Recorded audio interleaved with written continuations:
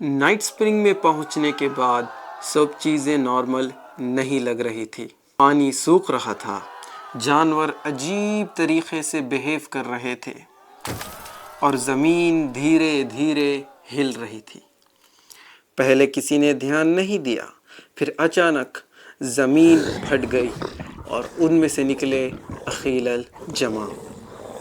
एक नहीं, दो नहीं, सौों से एक साथ निकले, पूरी जगह से निकल रहे थे। सिपाही लड़ते रहे, लेकिन अजब रुकने का नाम नहीं ले रहे थे। और तब किंग नूर अल हुदा ने खुद आगे बढ़ा।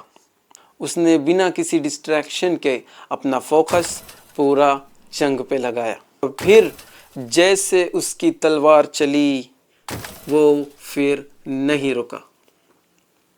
लेकिन रात यहीं ख़त्म नहीं होती है, क्योंकि अब एक और स्पीशीज़ इस दुनिया में आने वाली है जो तोड़कर नहीं मारती, जो दबा कर मारती है। सब लोगों का स्वागत है हमारे चैप्टर नंबर 12 में, जिसका नाम है द हंट फॉर अजब पार्ट 2। हमारे जो प्रीवियस चैप्टर में हमने कवर किया था कि कैसे किंग नूर अल हुदा, उसके जनरल्स 4 ग्रुप्स में डिवाइड हो गए और अपने अपने लोकेशंस पे चले गए। फिर उसके बाद जब हमारा जो फर्स्ट जनरल था वो विलेज अखिलल आयान अल नखल में आया, स्प्रिंग विलेज में आया, फिर उसके थोड़े बहुत कन्वर्सेशंस, फिर उसके बाद अजब आए, फिर वो देखा, वहाँ पे हमारा चैप्टर ख़त्म हुआ था। तो चले हम अभी कंटिन्यू करते हैं हमारे नरेशन के साथ। At the side of king and his troops reached near the area of settlement.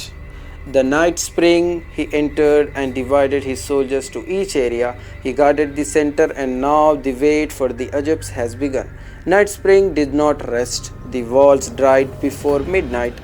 Animals grew restless, stamping and pulling against their restraints. Fire burned low without wind, their smoke shrinking instead of rising.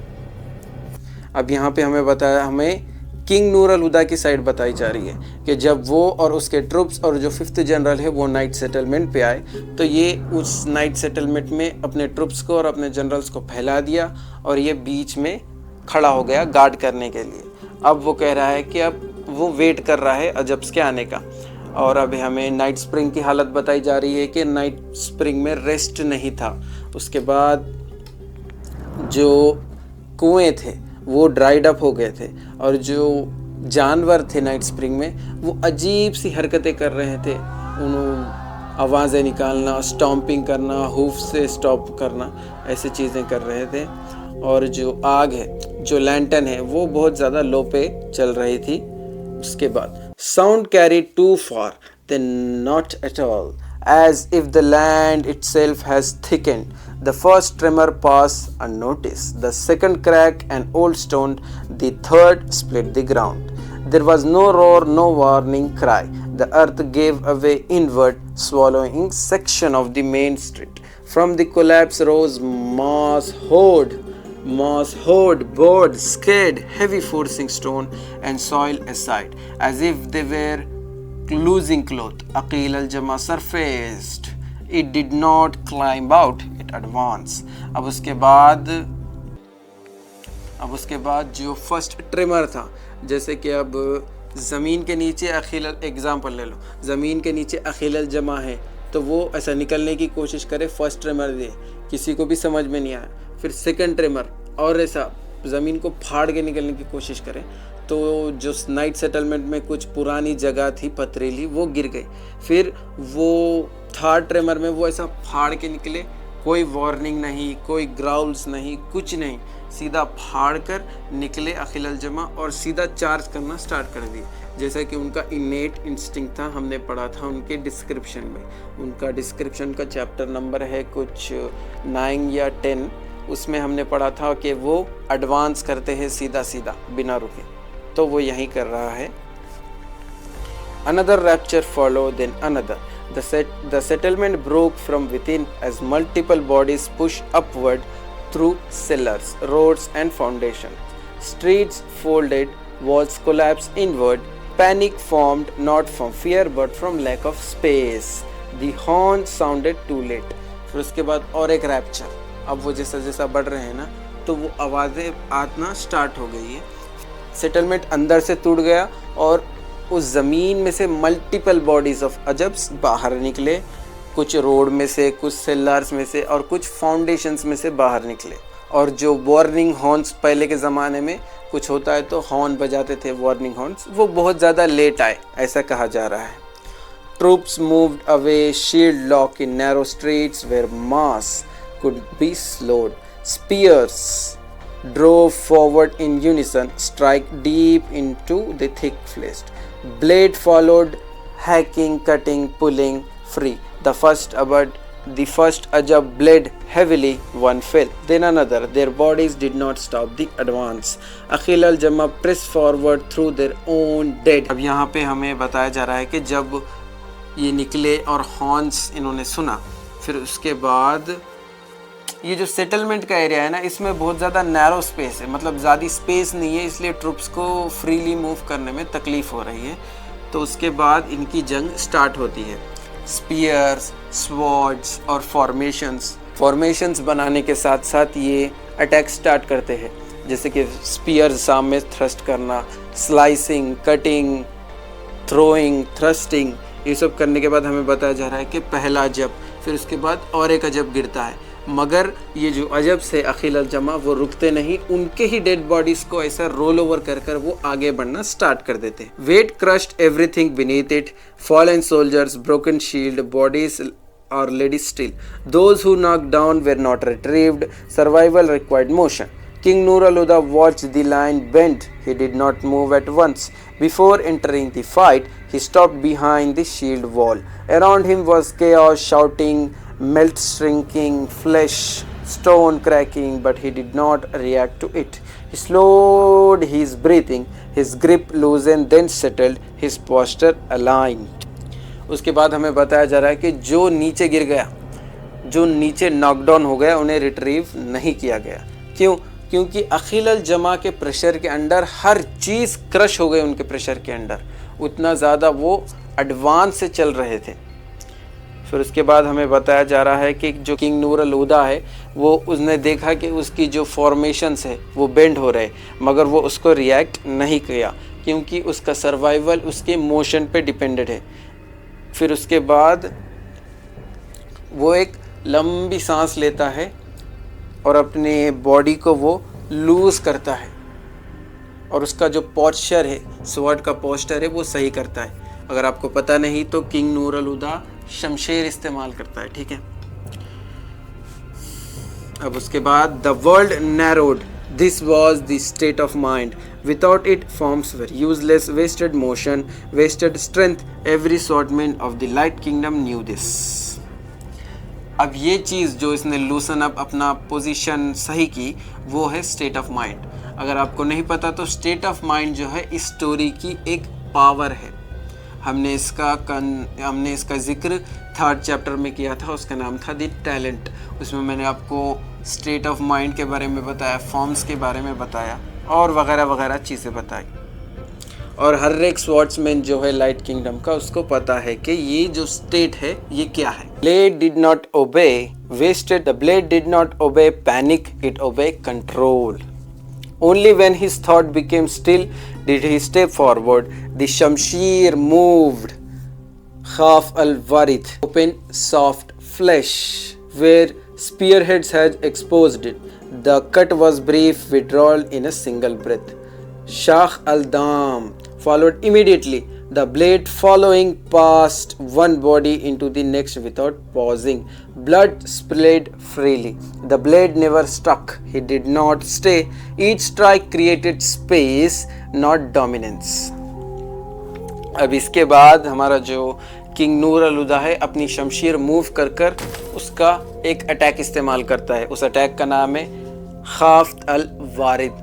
अगर आपको नहीं पता इसके attacks क्या है तो मैंने कुछ चैप्टर में, इसका जो इंट्रोडक्शन का चैप्टर था, चैप्टर नंबर 8 कुछ, उसमें मैंने इसके पूरे अटैक्स जो 10 अटैक्स है वो मैंने आपको बताए हैं, ठीक है। फिर वो इस्तेमाल करता है अपना फॉर्म खाफ अल-वाद।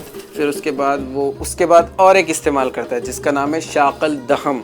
फिर उसके बाद वो स्ट्राइक, अब ये शाकल दाम इस्तेमाल कर कर वो एक के बाद पास करता है, जैसे कि कट कर कर मल्टीपल बॉडीज के पास कट कर कर वो सिंगल ब्रेथ में वापस आ जाता है।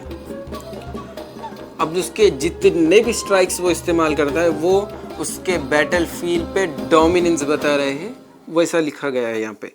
Each movement was measured, deliberate, he did not remain long enough for weight to gather against him. Ajabs fell near him, not clearly, not quickly, but they fell. By midnight, entire districts were gone. The ground beyond Night Spring's outer structure began to compress rather than collapse. Stone leaned forward as failed under pressure. Defensive towers cracked from their base upward. The second species emerged. अब इसके जितने भी movement थे वो डिलिब्रेट थे, वो precisely movement इस्तेमाल कर कर लड़ रहा था। फिर उसके बाद हमें कुछ आफ्टर मैथ बताया जा रहा है कि जैसे अब टाइम बढ़ता गया, ये अटैक करता गया अजब्स पे, अजब्स ने इनको अटैक किया। उसके बाद हमें बताया जा रहा है कि ग्राउंड, अब इसके बाद हमें सेटलमेंट के बाहर की चीज़ बताई जा रही है। अब जैसे पिक्चर्स में भी होता है ना, हमें एक चीज़ बताकर फिर फॉरेस्ट में कुछ हलचल होती है तो वहाँ पे पिक्चर हमारी ख़त्म हो जाती है, तो हमें समझ में आता है कि इसका पार्ट 2 भी है। वैसे ही ये बताया जा रहा है कि ग्राउंड बियॉन्ड, ये जंग के एरिया के बियॉन्ड में से वहाँ भी स्ट्रक्चर कोलैप्स होने स्टार्ट हो गए। जितने भी पत्थर के स्ट्रक्चर्स थे, वॉच टावर्स थे, वो वगैरह वगैरह चीज़ें थे, वो कोलैप्स होना स्टार्ट हो गए। और फिर हमें बताया जा रहा है कि सेकेंड स्पीशीज़ आ गई है यहाँ पे, शकीक अल किला, surface at the edge of this settlement, pressing inward slowly, relentlessly. They did not flood the streets, they crushed them. Each step carried full weight before the next was taken. Wall blocked, ground failed beneath repeated pressure. The soldiers took command of the outer ring. Orders were short, hold, delay, fall back by signal. अब यहाँ पे हमें बताया जा रहा है कि शकीक अल किला जो है वो सरफेस्ड हुए, वो बाहर आए। फिर वो जैसे ही बाहर आए वो भी स्टार्ट कर दिया अपना रिलेंटलेस पुश। ये सब देखने के बाद वहाँ पर जो आउटर रिंग में जितने भी सोल्जर्स थे, वहाँ पे में सैंक्शन जो सोल्जर्स थे, उन्होंने ऑर्डर किया कि इन शकीक अल किला को होल्ड करो, इन्हें जितना हो सके उतना डिले करो। फिर जैसे हमारे किंग ने कुछ सिग्नल दिया तो हम फॉल बैक कर लेंगे। Troops died there in numbers. Ajab died too. Spears sharpened, blade dulled, bodies piled high enough to slow movements. The ground became slick with blood and broken stones. King Nur al-Huda entered the line again where it bent too far. अब हमें बताया जा रहा है कि जो वो outer circle थी, वहाँ पे ट्रूप्स जो सोल्जर्स थे वो बहुत ज़्यादा वो मर गए और अजब्स भी मरे। फिर उनके अब स्पीयर्स, हमें बताया जा रहा है कि स्पीयर्स टूट गए और उनके जो स्पॉट्स थे वो डल हो गए और बॉडीज़ इतने ज़्यादा पाइल अप हो गए थे कि वहाँ पे ऐसा बिना बॉडीज़ को टच किए मूव करना बहुत ज़्यादा मुश्किल हो रहा था। ये सब किंग नूर अल-हुदा ने देखा। फिर वो उस आउटर लाइन की तरफ बढ़ गया वहाँ पे अटैक करने, क्योंकि वहाँ पे जो अजब्स की ब्रीच थी, जैसे कि वो आगे आ रहे थे, वो बहुत ज़्यादा वो उसकी जो लाइन ऑफ डिफेंस थी उसको तोड़कर बहुत ज़्यादा अंदर आ गए, तो वो वहाँ पे आ गया मदद करने के लिए, समझ लो। He rested his state each time, breath, grip, focus, lalan, qatl, slip through exposed muscle, in zalaq al-maut, traces along massive bodies were hide thickened under repeated strike. He did not overextend it. He did not pursue it. When pressure grew, he withdrew and rested. अब ये वहाँ पे पहुँचने के बाद अपने और attacks इस्तेमाल करता है, लैन एंड कत्ल इस्तेमाल करता है, इंजलक अल मौत इस्तेमाल करता है। अब ये हमें प्रेशर सुन रहे हो। प्रेशर का मतलब जैसे आप जब प्योर स्टेट ऑफ माइंड में आते हो तो आपके पास एक थोड़ा बहुत टाइम लिमिट होता है, समझो, क्योंकि आप ज़्यादा इस्तेमाल नहीं कर सकते, आपका जो ब्रेन है वो ओवरवर्क हो जाएगा। इसलिए वो जब प्रेशर उसको लगता है तो वो वापस आकर रिट्रीव होकर ज़रा शांत लेता है, फिर और वो बैटल ज्वाइन कर देता है। This was not a duel, this was a survival under mass. By the time the first night began to thin dawn towards dawn, Night Spring was no longer a settlement. It was a series of shrinking spaces held together by discipline and exhaustion. अब हमें perspective बताया जा रहा है king नूर अल हुदा का। वो कहता है कि ये कोई डुअल नहीं है, ये है मेरा फाइट ऑफ सर्वाइवल अंडर बहुत ज़्यादा प्रेशर। फिर जैसे जैसे सुबह डॉन का टाइम होता है, जैसे कि 3-4 बजे का टाइम, उसको डॉन का टाइम कहते हैं। जैसे जैसे टाइम डॉन का आता है तो जो सेटलमेंट है वो सेटलमेंट नहीं होती है, वहाँ पे पूरा हिल बन चुका है, वहाँ पे बहुत ज़्यादा जगह नहीं है। श्रिंकिंग स्पेस बॉडीज़ की वजह से, समझो डिस्ट्रक्शन की वजह से बहुत ज़्यादा स्पेस नैरो हो गई है। और ये जगह है, ये जगह को क़ायम, मतलब ये जगह को हेल्ड, ये जगह को पकड़े रखा है किस चीज़ ने? डिसिप्लिन ने और एग्जॉस्टन ने इस जगह को पकड़े रखा है अब तक। अजब्स बॉडीज ले everywhere, so did the dead. King Nur al-Huda stood among the remaining lines, Shamsher dark with blood, breathing steady despite the weight of night. This was not a raid, this was not a single emergence, this was pressure applied by the land itself, and that night was not over. अब हमें after math बताया जा रहा है settlement का। अजब्स की bodies हर जगह फैली हुई है और इंसानों की भी, और किंग नूर अल-हुदा उन जिस्मों के बीच में खड़ा हुआ है। उसकी जो तलवार है वो काली हो गई, खून लग लग के, बार बार लग लग के। उसके ऐसा समझो कि उसका जो शमशीर का जो मेटल था वो खून को बहुत ज़्यादा ऑब्जर्व कर लिया और वो डार्क हो गई।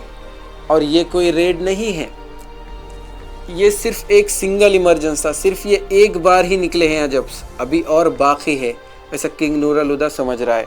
और किंग नूर अल-हुदा को ऐसा लग रहा है कि ये जो ज़मीन है इसने मुझे प्रेशर किया है और जो रात है वो अभी भी ख़त्म नहीं हुई। यहाँ पे हमारी स्टोरी ख़त्म होती है chapter number 12 the hunt for अजब्स पार्ट 2।